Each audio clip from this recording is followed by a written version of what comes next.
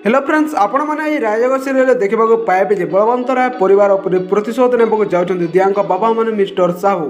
तो फ्रेंड्स आपण मैंने जानी सोना और अदिति मिसी दिया और मिता को समस्त आगे अपमान करने किपरि भाव में षड्यंत्र कर दिया और मिता रांधि प्रसाद में किसी विषाक्त जिनिस मिसाई देती जहाँफल मंदिर छोट छुआ मान प्रसाद खाइबा पर समस्त को बांति होबार लगी। छोट छोट छुआ मानकर एपरी अवस्था देखि सेठारे थिबा स्त्री लोक माने मिता उदिया को गछरे बांधि दे मुहरे चून काली देइछंती।